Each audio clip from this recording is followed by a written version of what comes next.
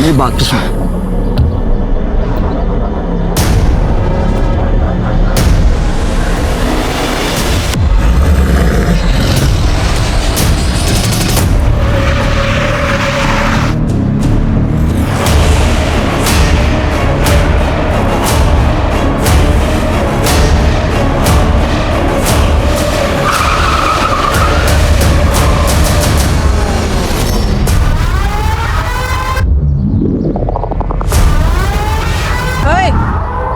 ऐसी हरकत करने की सोचना भी मत, वरना गाड़ी सीधे तेरे ऊपर चढ़ा दूंगी।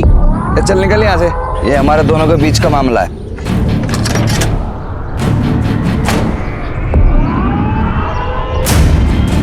ये हमारे भी बीच का मामला है। प्रिया मेरी बेस्ट फ्रेंड है। अगर आइंदा इसके आसपास भी नजर आया ना तो गाड़ी सीधा तेरे घर में घुसा दूंगी। नीति, नीति, चल निकल यहाँ से, निकल। देख लूंगा तू। जान तू उसको झेलती क्यों है? गरीबों को तो झेलना ही पड़ता है ना। और वैसे भी किस्मत का क्या पता, कल को अगर मुझे इससे ही शादी करनी पड़ जाए। ऐसा सोचना भी मत, वरना गाड़ी तेरे ऊपर ही चढ़ा दूंगी मैं। देख, अगर पैसे की प्रॉब्लम है ना तो तू मुझे बता दे, मैं पापा से बात कर लूंगी, तेरी कहीं ना कहीं जॉब लगवा देंगे वो तो अच्छा हुआ मेरा ड्राइवर आज गुटली मार गया, तो मुझे खुद डिलीवरी करने निकलना पड़ा। लड़की होके तू कंपनी चलाती है, डिलीवरी भी खुद ही देने जाती है, इतना सब कुछ तू कर कैसे लेती है? अरे हिम्मत हो तो सब कुछ पॉसिबल है, तू भी कर सकती है। चल तुझे घर छोड़ देती हूँ।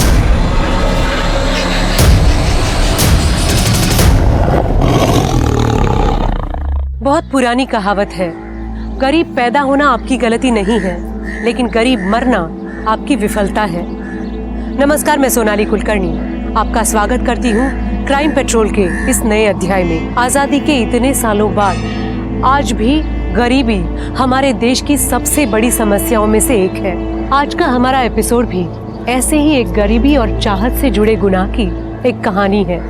21वीं सदी के 2 दशक बीत जाने के बाद आज भी लोग अपनी चाहत को हासिल करने के लिए शॉर्टकट्स ढूंढ रहे हैं। इच्छा रखना और उसे पाने के लिए कोशिश हमेशा करनी चाहिए, लेकिन फर्क तो सिर्फ इस बात का है कि आप किस माइंडसेट के साथ आगे बढ़ रहे हैं।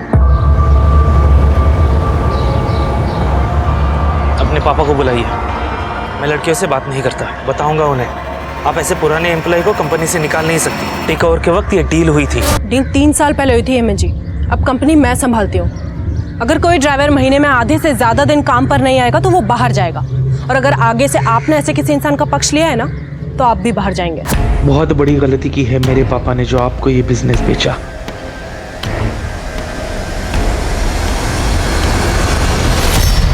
दीदी, आपके झगड़े फिर से चालू हो गए। अरे तो क्या करूं स्वाति, ऐसे लोग ऑफिस आकर लड़कियों को धमकाएंगे, उनको परेशान करेंगे, तो ऐसे लोगों को ऐसे ही हैंडल करना पड़ता है। अरे दीदी, तो पापा से बात करो ना, आप क्यों झगड़ा करते फिरते हो? नहीं नहीं, पापा को पहले ही 10 टेंशन है फैक्ट्री की। स्वाति मेरी बात सुन, पापा को कुछ भी नहीं बोलेगी, ठीक है? अरे बोला था ना आराम से काम करो।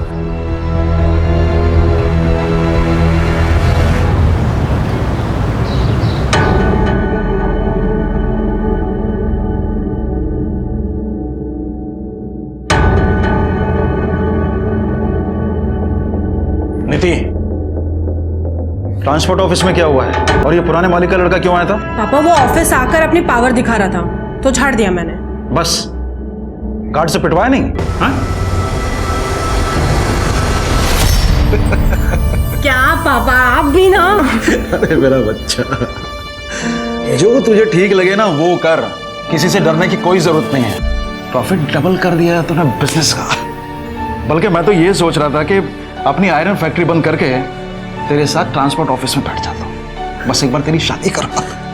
पापा ये शादी, अरे रुक ना बेटा, ये देख कुछ फोटोग्राफ्स आए। अरे देख तो सही, इनमें से तेरे बिजनेस के साथ किसी को कोई भी प्रॉब्लम नहीं है। ये लड़के वड़के देखना नहीं होता मुझसे, एंड आई नो आप मेरे लिए जो चुनोगे बेस्ट चुनोगे।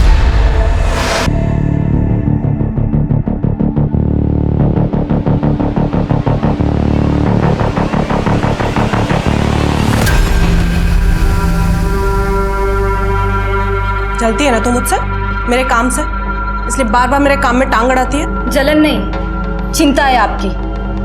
ठीक है, करो जो आपके मन में है, लड़ो लोगों के साथ, कोई कुछ कर देगा किसी दिन तो।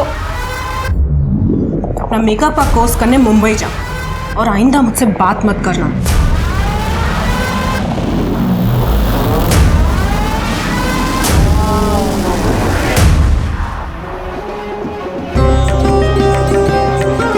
अरे स्वाति बेटा, नीति को जल्दी से ले आओ, शादी का मुहूर्त हो रहा है।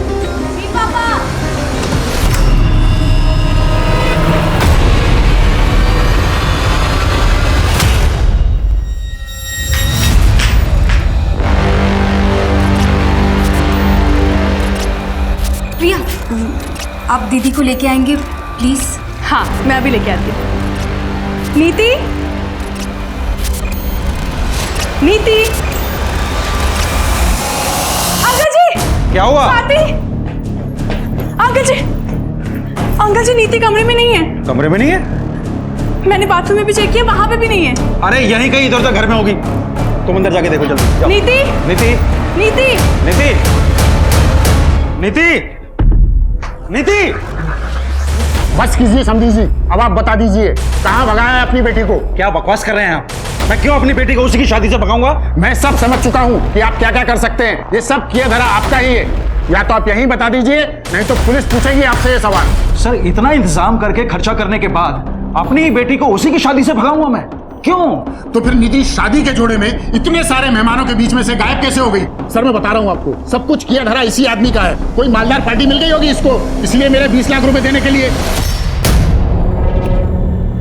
क्या 20 लाख? क्या सर वो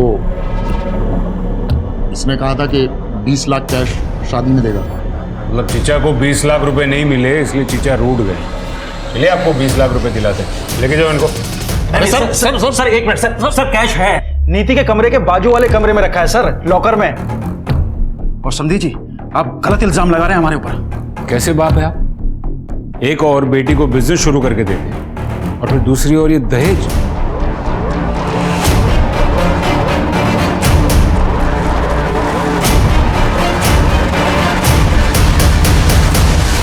क्या लॉकर खुला है और पैसे गायब हैं? सर मैंने पैसे लॉकर में ही रखे थे सर, मुझे याद। बस कीजिए पापा, पैसों को छोड़िए अभी। दीदी इंपॉर्टेंट है ना अभी।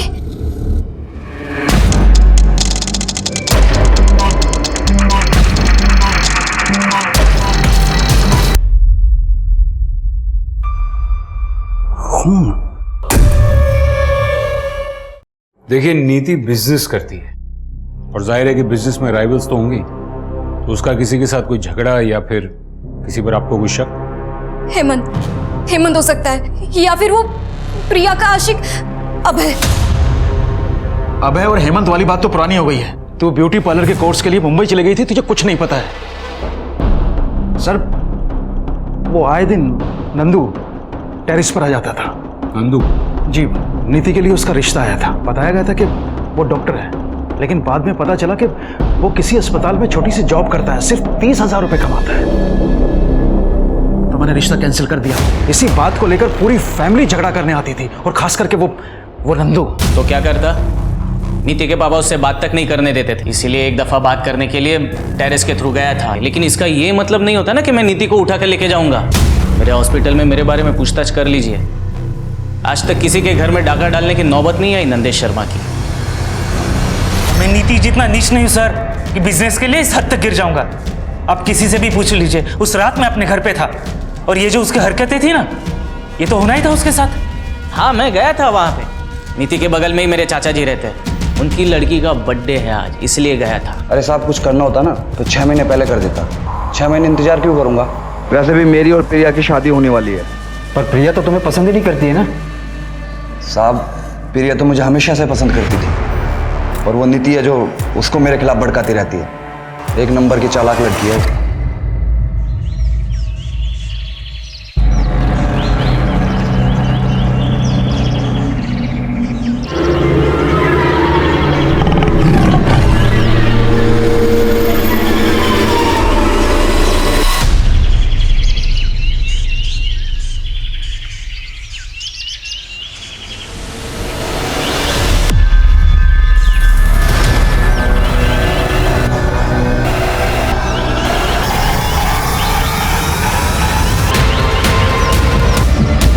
सर इसकी शादी होने जा रही थी, फिर ये शादी से ही गायब हो गई।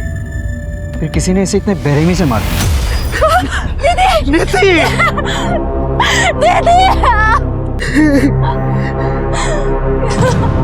किसने किया? गहने कहाँ गए? सब 14-15 लाख से ऊपर के गहने थे।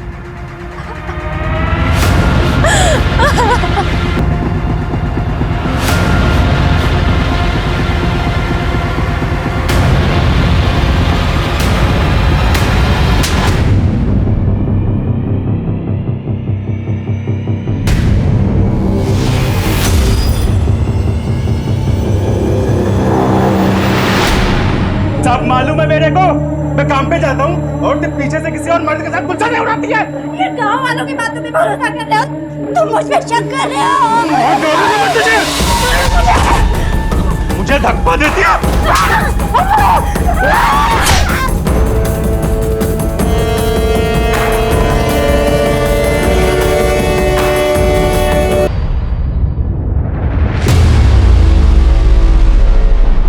सर ये ब्रिजनाथ बहुत ही अजीब बात। सामने बेटी की लाश पड़ी थी और उसके मुंह से सबसे पहले क्या निकला? गहना। पांडे, अगर ये ब्रिजनाथ अपनी ही बेटी नीति को प्लान करके गायब करता है तो फिर ये नीति की लाश। एक काम करो, ये ब्रिजनाथ का फोन मंगवाओ। एक मिनट बताइए बात क्या है? मुझे मिलने दीजिए साहब से। एक मिनट मैडम, बोलिए क्या बात है? मेरा एक कुत्ता था साहब, एक रात वो घर नहीं आया। करीब 6 महीने पहले की बात है। आपके कुत्ते का और नीति का क्या कनेक्शन? 3 दिन तक मैंने उसे पूरे शहर में ढूंढा, पर मिली उसकी लाश ठीक उसी जगह जहां आपको उस दुल्हन की लाश मिली थी, और ठीक उसी तरह चीर-फाड़ करी हुई जैसे उस दुल्हन की थी। मतलब आप ये कहना चाहती कि वो दुल्हन और आपके कुत्ते का कातिल एक ही इंसान है? एक ही है, पर इंसान नहीं, शेर।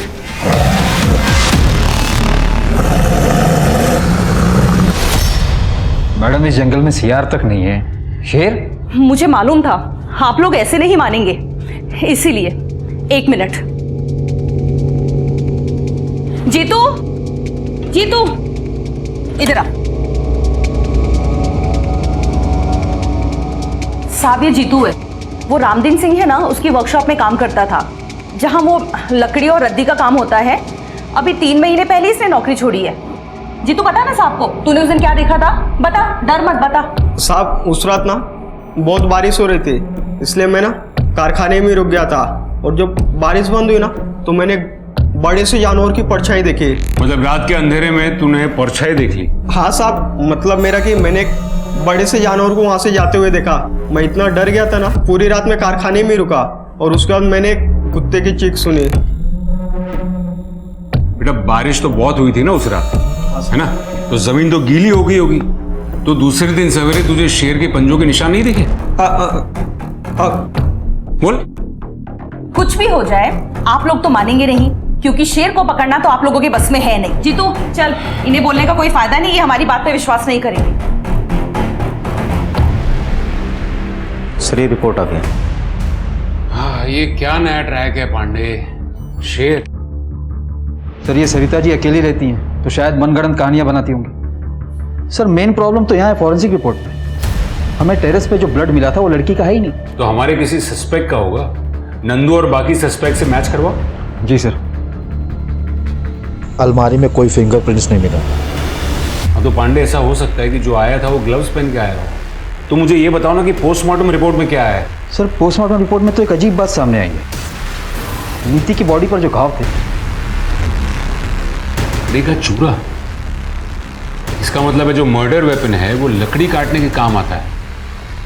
पांडे, ये सरिता जी जो अभी आकर गई वो किसी रामदीन के बारे में बात कर रही थी, जिसकी कुछ लकड़ी काटने की और रद्दी की वर्कशॉप। जी सर। चलो इस रामदीन से मिलकर आते हैं। कमाल करते हैं साहब, डेड बॉडी पे लकड़ी का भूसा मिल गया और आप सीधे हमारे वहां चले आए। हम ये बंद कर, बंद।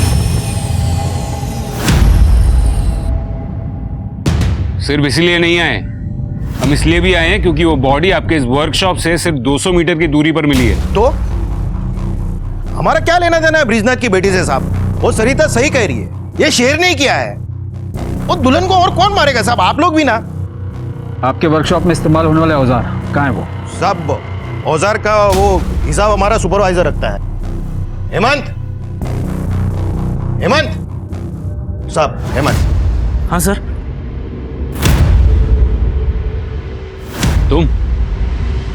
आप जानते हैं इसे? हाँ। तुम यहाँ क्या कर रहे हो? सुपरवाइजर की नौकरी कर रहा हूँ, और क्या कर रहा हूँ। उस नीति ने बर्बाद जो कर दिया मुझे।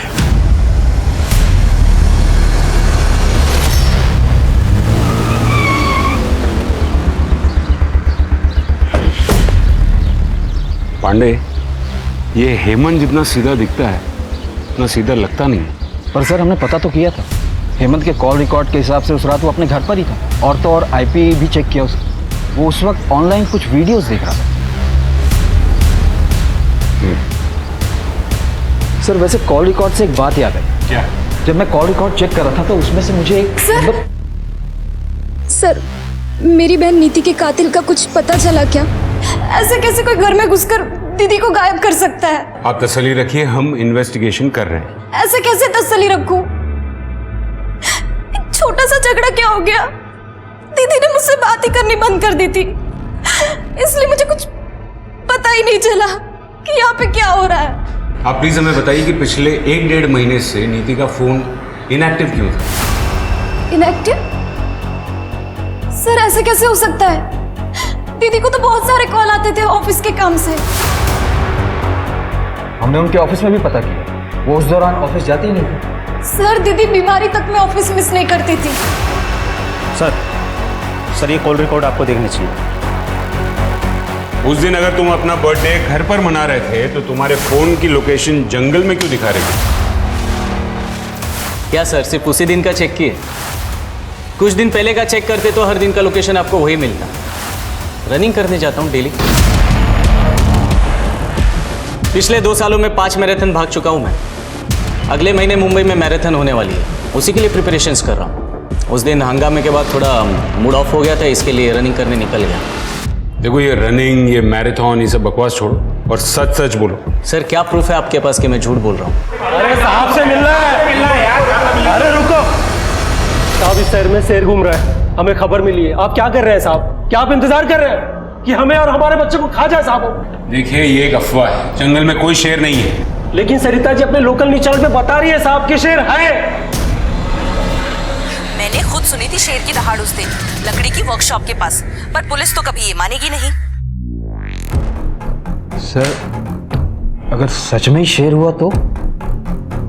कमाल कर रहे हो पांडे, मतलब 10 साल से शेर उस जंगल में है और अब अचानक उसे भूख लगी। पांडे मुझे टेंशन तो इन लोगों की हो रही है। आज तो जैसे तैसे भगा दिया, लेकिन डर फैल रहा है शहर में। पांडे अपने शहर में एक प्रोफेसर शेखर है, ये जंगल वगैरह में रिसर्च करते हैं। हाँ सर, उसे जंगल का चप्पा चप्पा पता है। उनको बुला के लेके आओ। शहर के लोगों को उनकी बात पर बहुत भरोसा है। अगर वो कहेंगे ना कि शेर नहीं है तो शायद लोग मान जाएंगे। जी सर।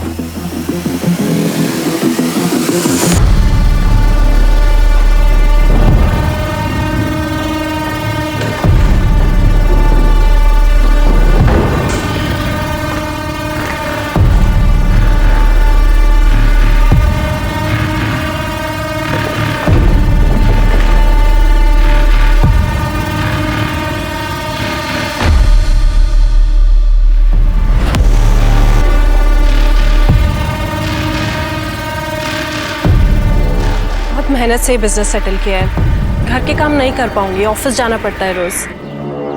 घर के काम के लिए तो काम वाली बाई आ जाएगी। बिजनेस आपका पैशन है, वो ज्यादा इंपॉर्टेंट है। ये सब बातें आप सिर्फ मुझे इम्प्रेस करने के लिए तो नहीं कह रहे? वो जानने के लिए तो आपको शादी करनी पड़ेगी।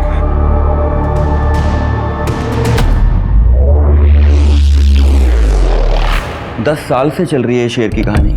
एक सर्कस कंपनी आई थी, उनके पास शेर तो था नहीं, लेकिन उन्होंने पूरे शहर में ढिंडोरा पीट दिया कि शेर का खेल दिखाएंगे। और इवेंट वाले दिन उन्होंने कह दिया कि शेर जंगल में भाग गया। तब से लोगों को लगता है कि जंगल में शेर है। प्रोफेसर साहब, अगर जंगल में शेर नहीं है तो फिर ऐसा कौन सा जानवर है जो इंसान की जान ले सकता है? सर ऐसा कुछ भी नहीं है। इतने सालों से मैं पेड़ों की गैर कानूनी कटाई के खिलाफ लड़ाई लड़ रहा हूँ और इसीलिए इस जंगल का चप्पा चप्पा जानता हूँ मैं। और जितना मैं लोगों को समझाने की कोशिश करता हूँ कि जंगल में कोई शेर नहीं है, उतना ही मेरी बुआ लोगों को आकर बोलती है कि इस जंगल में शेर है, शेर है। बुआ? हाँ सर, सरिता जी मेरी बुआ हैं। वो मेरी बात समझती ही नहीं है, लेकिन खैर अगर आप कह रहे हैं तो मैं पूरी कोशिश करूंगा कि लोगों को समझा पाऊँ।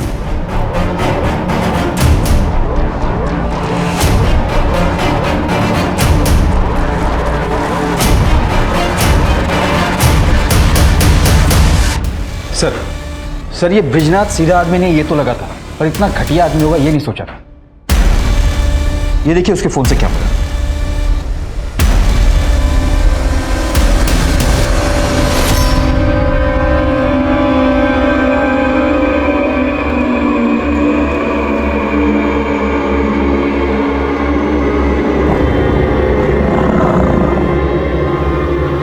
कौन है?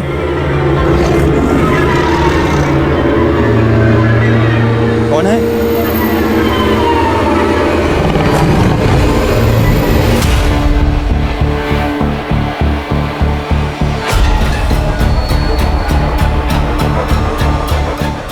सर मैं क्यों अपनी बेटी की ऐसी फोटोग्राफ्स लूंगा? ये फोटोज देखकर साफ साफ पता चल रहा है कि नीति ने खुद में फोटो नहीं खींची, किसी और ने खींची। और ये फोन किसका है? आपका। ये फोटोज आपके फोन से मिली।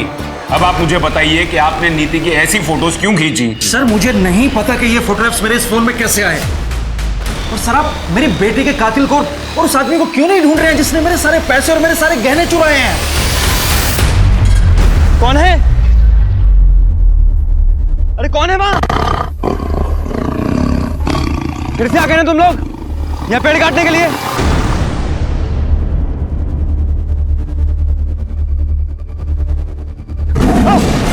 बचाओ बचाओ, कोई है?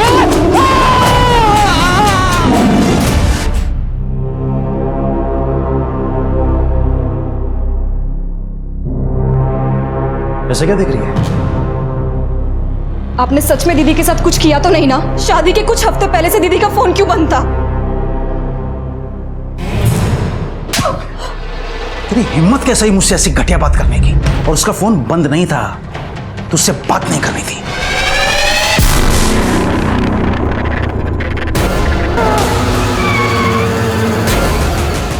पांडे, ये ब्रिजनाथ के बारे में A to Z सब पता करो, पूरी कुंडली निकालो उसकी।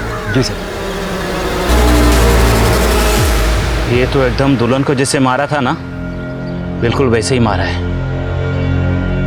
ये शेर का ही काम लग रहा है भाई। जंगल में पेड़ों की बेहिसाब कटाई और नेचर के साथ होती छेड़खानी के कारण आजकल जंगली जानवरों का इंसानों पर हमला करना आम बात है। कुछ ऐसा ही यहाँ भी हो रहा था।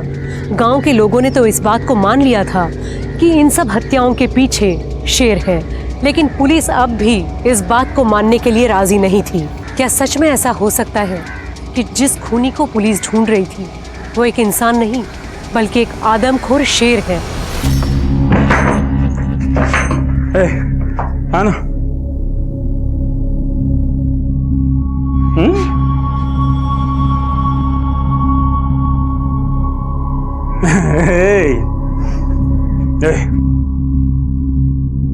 तेरे को बोला था ना सब ठीक कर दूंगा मैं। एक बार फिर से अपना घर बस रहा है। ये तेरे माँ जैसी नहीं है, बहुत ख्याल रखेगी तेरा। है चल जा बाहर खेल। है चल और दरवाजा बंद कर लेना। हाँ हाँ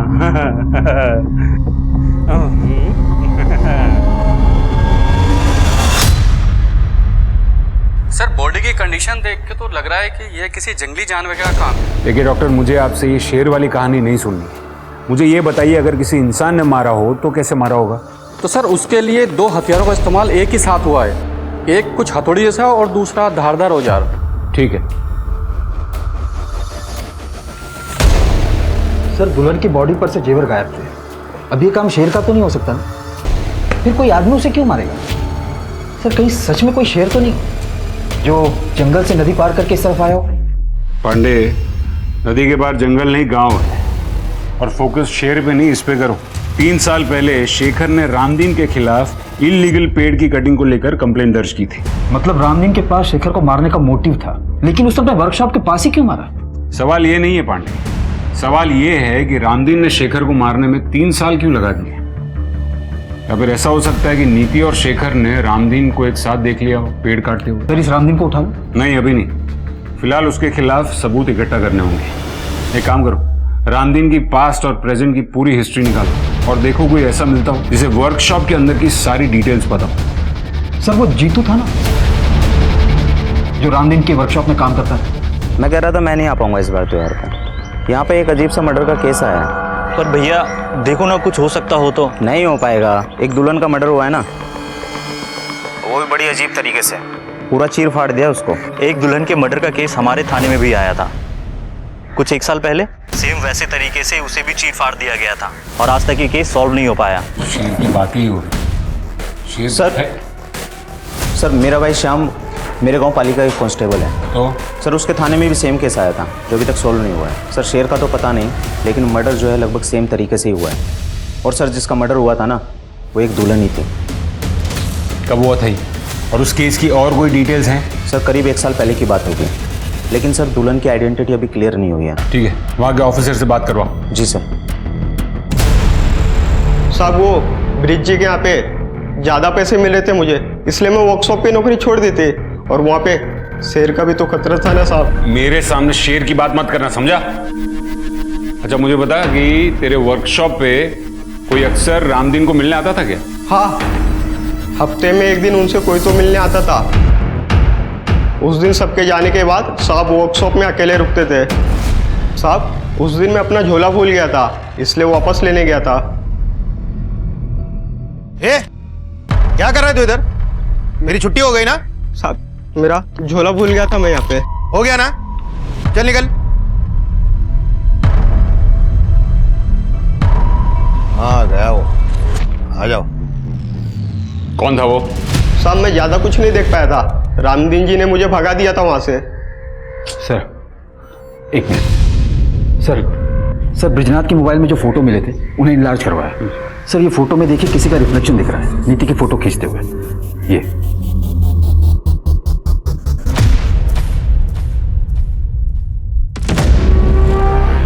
सर ये तो सुलभा है। सुलभा? हमारी नौकरानी। सुलभा, सुलभा! जी साहब। तो तुमने खींची थी ये इतनी वाहियात फोटोग्राफ नीति की? साहब हम तो नौकर हैं, मालकिन ने कहा था ऐसे फोटो खींचने को। दीदी ये लीजिए। दीदी जल्दी कीजिए, साहब ने देख लिया तो मुसीबत हो जाएगी। एक मिनट चलिए। हाँ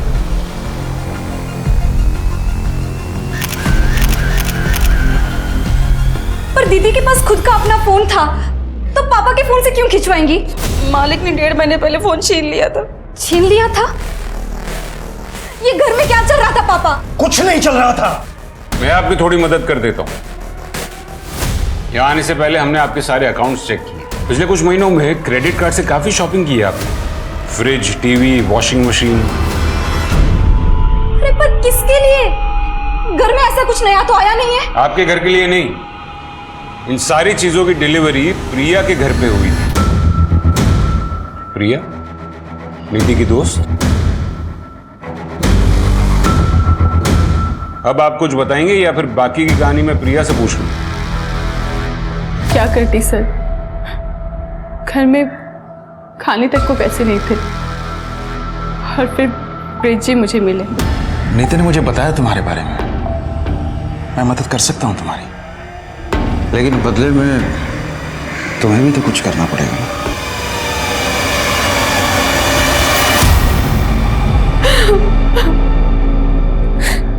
मेरे पास और कोई रास्ता नहीं था सर।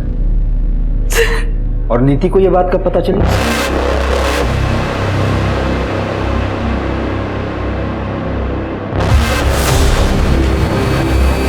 पापा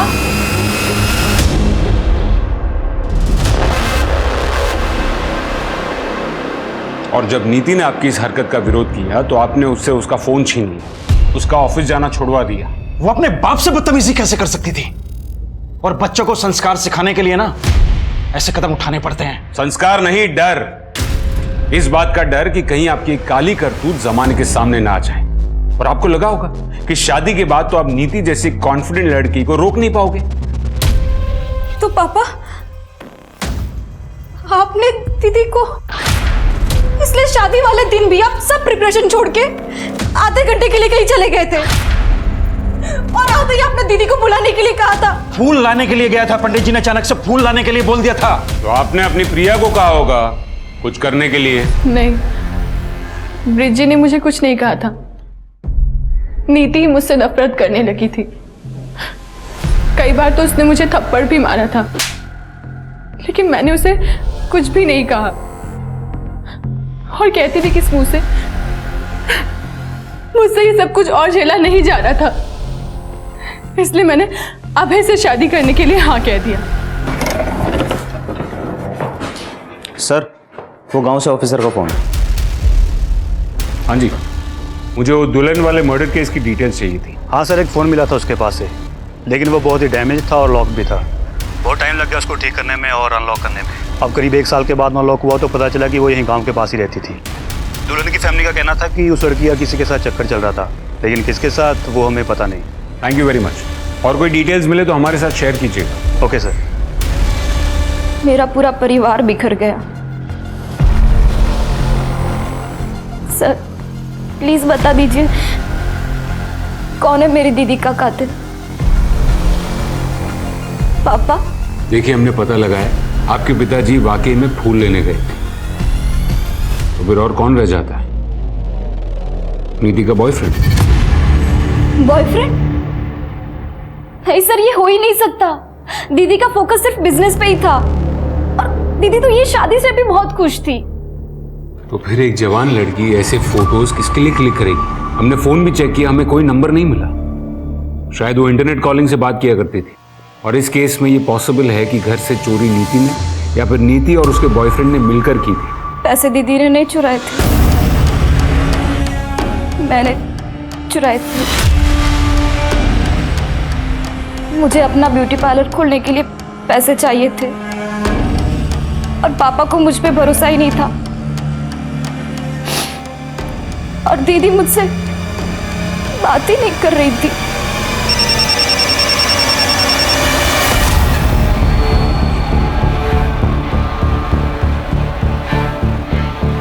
सर, माधुरी के बॉयफ्रेंड का पता चल गया है। अच्छा? लेकिन वो भी मर चुका है। गांव के करीब 70 किलोमीटर दूर उसकी बॉडी मिली थी। उसका खून भी करीब उसी टाइम पे हुआ है जब माधुरी का खून हुआ था। खूनी ने दोनों को किसी तेजदार हथियार से चीर फाड़ दिया है। कमाल है, 3 खून और वो भी एक ही तरीके से। कोई सरफिरा खूनी घूम रहा है शहर में। मैं तुम्हें फोन करता हूँ। क्या हो रहा है यहाँ पर? आप इसे यहाँ पर क्यों लेकर आए? पहले हॉस्पिटल लेकर जाइए। नहीं। बस तुम बताओ क्या हुआ था? कि आप लोग विश्वास रखिए, हम आज के आज ही जंगल विभाग से बात करेंगे, लेकिन आप प्लीज इसे पहले हॉस्पिटल लेकर जाइए। पांडे जी साहब। 2-4 लोग गांव के मरेंगे नहीं ना जब तक।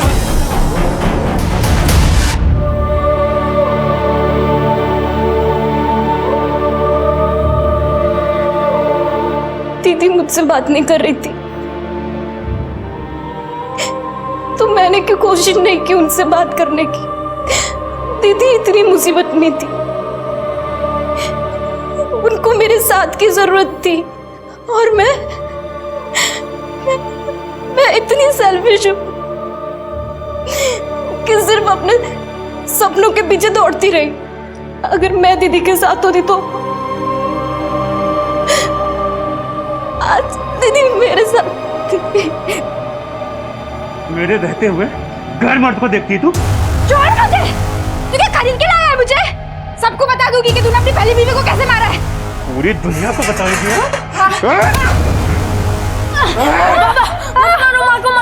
4 दिन हुए नहीं, इतना लगा हो गया। मैं तेरा बाप, दिन रात कोशिश करता हूँ सब कुछ ठीक हो जाए और तू उसकी मदद कर रहा है। सर, डॉक्टर ने बताया कि जीतू को किसी शेर ने नहीं बल्कि जंगली कुत्ते ने काटा था। मुझे पता था, वो घबरा गया इसलिए देख नहीं पाए। सर, जब तक हम नीति और शेखर के कातिल को इनके सामने नहीं लाएंगे ये लोग हमारी बात नहीं मानने वाले। सर, वो रामदीन के बारे में पता करने के लिए बोला था ना सर आप? सर, पता लगा कि वो भी मेरे गांव पाली से है। एक बात और सर, वो दुल्हन का जो मर्डर हुआ था उस केस की इन्वेस्टिगेशन से एक बात साफ जाहिर होती है, 6 साल पहले भी सेम तरह से मर्डर हुआ था सर वहाँ पर। किसका? वो भी एक दुल्हन थी क्या? नहीं सर, वो एक आदमी था। मतलब 6 साल पहले उस आदमी का खून उसी तरह हुआ था? मतलब एक सिरफिरा कातिल 6 साल से घूम रहा है, न जाने उसने कितने कत्ल किए होंगे। सर, रामदीन? हो सकता है। अच्छा, जो मरे हैं उनकी फैमिली में और कौन कौन है? एक बेटा है सर। उस बेटे को ढूंढो, शायद उस बेटे ने उस खूनी को देखा हो। Hello, police station, gold coin jewellers के यहाँ से बोल रहा हूँ। हाँ जी, बोलिए। आपने जो चोरी की हुई ज्वेलरी की फोटोज हमें भेजी थी, उसमें से कोई एक मेरे यहाँ पे बेचने के लिए आया हुआ है। कस्टमर को मैंने बातों में लगा रखा है, अंदर बैठी हुई है। आप लोग थोड़ा जल्दी आइए, वैसे भी बच्ची है। वो नेकलेस मेरा नहीं है, वो नंदू भैया का है।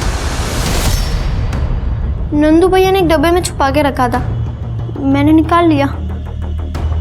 मुझे लगा कि मेरा बर्थडे का गिफ्ट है। मैंने कुछ नहीं किया सर, मैंने कुछ नहीं किया। सर क्यों मारना? सुनो ना सर। बहुत घुमा लिया पुलिस को, अब मुंह खोल और सच बता, कैसे भगाया नीति को, कैसे उठाया? बोल। बताता हूँ सर। सर मैंने नीति को नहीं उठाया सर, वो खुद आई थी मेरे पास। हम दोनों एक दूसरे से बहुत प्यार करते थे सर। मैंने कुछ नहीं किया सर, बिलीव मी। लेकिन जब उसके पापा ने मेरा और नीति का रिश्ता तोड़ दिया तो मैंने तो उम्मीद ही छोड़ दी थी। लेकिन एक दिन खुद नीति ने मुझे फ़ोन किया था, ये कुछ 3-4 महीने पहले, और उसी के बाद हम लोग छुप छुप कर मिलने लगे थे सर। और वो खुद अपने फोटो तुझे भेजती थी?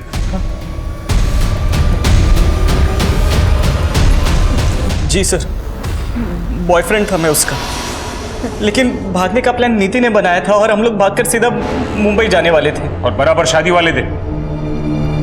हाँ, मतलब नीति का ऐसा प्लान था कि शादी वाले दिन उसके पास ढेर सारे गहने होंगे तो मुंबई में हम लोग आराम से सेटल हो जाए।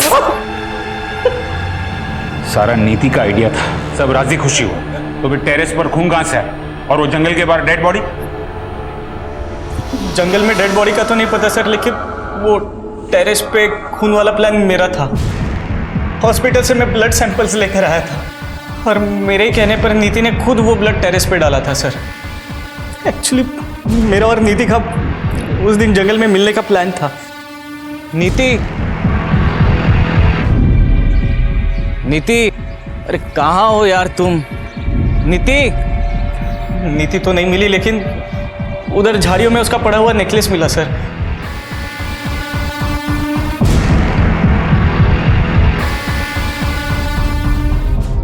मेरा विश्वास कीजिए सर, उस दिन जंगल में क्या हुआ मुझे कुछ नहीं पता सर। उस दिन जंगल के आसपास तू अकेला ही था और कोई नहीं था। तुमने जरूर किसी को देखा होगा। नहीं सर, मैं अकेला नहीं था, मतलब और भी कोई था वहां पर।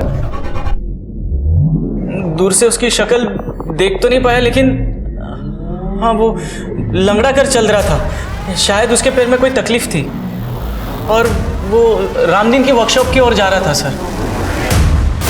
सर, रामदीन के वर्कशॉप में कौन कितने बजे आता जाता है ये सुपरवाइजर हेमंत को जरूर पता हो। अच्छा, वो जिसके पाँव में दिक्कत है सर, वो तो टेम्पररी ड्राइवर था जिसे कुछ सामान लाने के लिए भेजा था। क्या नाम है उस ड्राइवर का? सर सुखबीर, जिसे उस नीति ने काम से निकाला था। मैंने कुछ नहीं किया सर, वो तो मेरी किस्मत ही खराब जो उस वक्त में फैक्ट्री गया था कुछ काम से।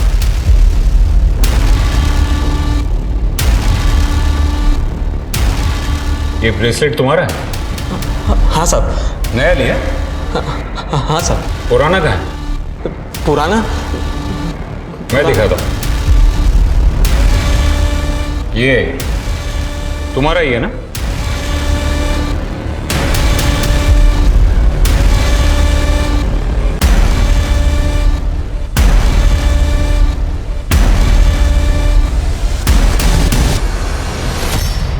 हाँ साहब, मेरा ही है। वो पुराना ढीला हो गया था ना, तो गिर गया होगा शायद। अच्छा, और वो भी वहीं पर गिरा जहां पर नीति की लाश मिली थी? भगवान की कसम साहब, उस वक्त कोई बॉडी नहीं थी वहां पे। हम गरीब छोटे लोग हैं ना साहब, इसलिए सब हमें ही परेशान करते। वहां बड़े लोग क्या नहीं करते, कोई कुछ नहीं बोलता उनको। वो रामदीन सिंह। हाँ गया वो, आ जाओ। वो औरत, उसको देखा मैंने उसके साथ, वो शेर करते फिरती है ना शहर में, वही औरत। सरिता? हाँ हाँ, वही सरिता। मतलब सरिता और रामदीन? मतलब पेड़ों की कटाई नहीं, आप दोनों के बीच जो रिश्ता है वो छुपाने की कोशिश कर रहे थे। नीति और शेखर ने आपको सरिता जी के साथ देख लिया था उससे, इसलिए आपने उन दोनों को। सर, लेकिन एक बात समझ में नहीं आई, दूसरे शहर जाकर उस दुल्हन को और उसके बॉयफ्रेंड को क्यों मारा आपने? अरे साहब ये क्या कह रहे हैं आप सर, हमने किसी को भी नहीं मारा है साहब। जब तक सब कुछ सच सच नहीं बता देते तब तक यहां से बाहर जाने नहीं दूंगा मैं।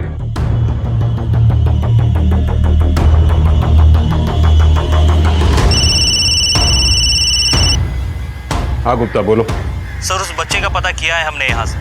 सर उसके हिसाब से वो बच्चा करीबन 1 साल पहले इसी कंस्ट्रक्शन साइट पे काम कर रहा था, लेकिन अभी वो यहाँ काम नहीं कर रहा है।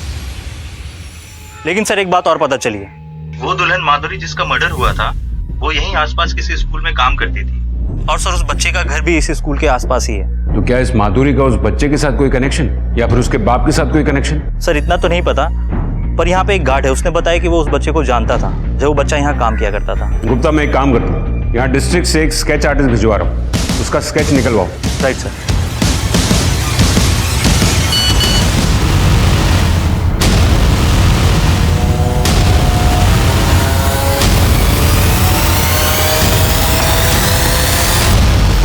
अरे साहब हमें क्यों बंद करके रखा? हमने कुछ नहीं किया साहब, हम कह रहे हैं ना साहब। एक बात बताओ, तुम्हारे वर्कशॉप में जो जो काम करते हैं या करते थे उनमें से तुम्हारे गांव पाली से कौन था? यही है वो? हाँ सर यही है वो।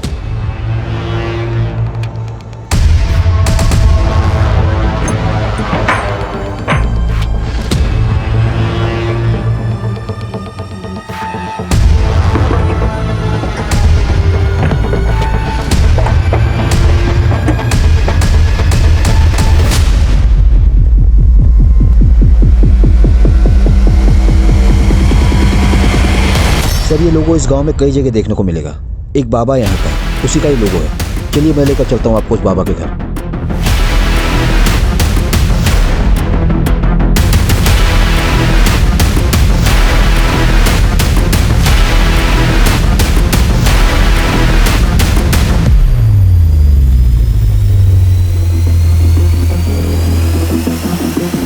तुझे रामदीन ने इसीलिए काम पे रखा था ना, क्योंकि तू उसके गांव से है?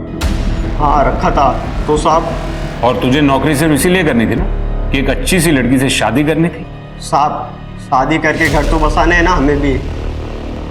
वाह ये कमाल है, लोग शादी करने के लिए मैरिज ब्यूरो में नाम लिखवाते हैं, पेपर में ऐड देते हैं, और तू मर्डर करता है। क्या साहब ये क्या बोल रहे हो आप? ये मैं नहीं बोल रहा हूँ, तेरा वो जंगल वाला बाबा बोल रहा है। थोड़ी जेल की हवा लगी, 2 डंडे पड़े तो मुंह खुल गया उसका।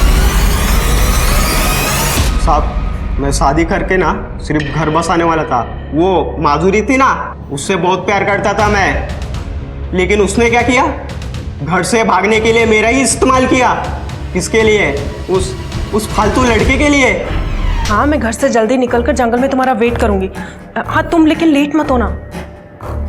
हाँ सारे गहने लेकर आ रही हूँ, पहने हैं मैंने, तुम जल्दी आना बस।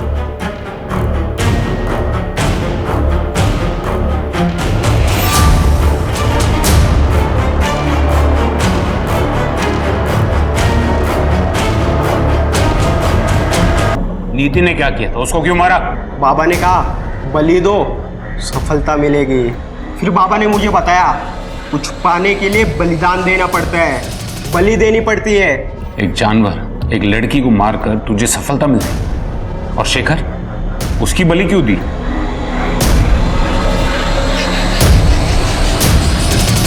आओ वो शेखर अगर उस दिन बीच में ना आया होता ना तो हमारी प्रक्रिया पूरी हो जाती है। बे कौन है बे तू? और ये यहाँ क्या कर रहे हैं?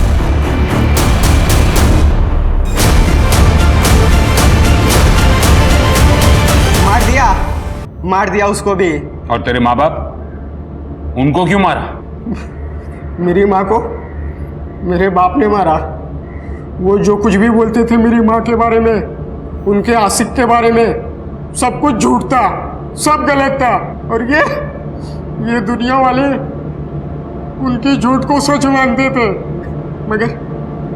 मगर मैं समझ गया था उस आदमी को, इसलिए मैंने उसको कुल्हाड़ी से मार दिया था। अब चिंता करने की कोई बात नहीं, बाबा ने मेरा शुद्धिकरण करवा दिया है। अब मैं शादी कर सकता हूँ, अपना घर बसा सकता हूँ। तेरा शुद्धिकरण तो बेटा अब हम करेंगे, और तेरा घर है ना, ये जेल में बसाएंगे। किसी चीज की बेहिसाब चाहत इंसान को गुनाह के रास्ते पर ले जा सकती है। चाहत पागलपन ना बने, इसके लिए हमें ये मालूम होना चाहिए कि हमें कब खुद को रोकना है। जीतू जैसे भोले और महत्वाकांक्षी इंसान की तलाश ऐसे ढोंगी बाबा को हमेशा होती है। वो उनके आसान टारगेट होते हैं। बाबा ने अपने लालच के लिए एक मासूम से बच्चे को एक बेरहम कातिल बना दिया। शादी करने के लिए उसके पागलपन का इस्तेमाल किया। वैसे कहते हैं ना, बच्चे कच्चे घड़े की तरह होते हैं, जिन्हें माँ बाप अपनी परवरिश से सही ढांचे में डालते हैं। इसी तरह देखा जाए तो मासूम जीतू से कातिल जीतू तक के सफर की शुरुआत तो उसके बचपन में ही हो गई थी। अगर समय रहते जीतू के माँ बाप जान गए होते कि उनके आपसी झगड़े का उनके बच्चे पर क्या असर पड़ रहा है, तो आज जीतू सलाखों के पीछे नहीं होता। माँ बाप बन जाना अलग बात है और जिम्मेदार माँ बाप बनना अलग। अब मैं सोनाली कुलकर्णी आपसे विदा लेती हूँ। फिर मिलेंगे क्राइम पेट्रोल सतर्क में एक ऐसे ही चौंका देने वाले केस के साथ। तब तक अपना और अपनों का ख्याल रखिए।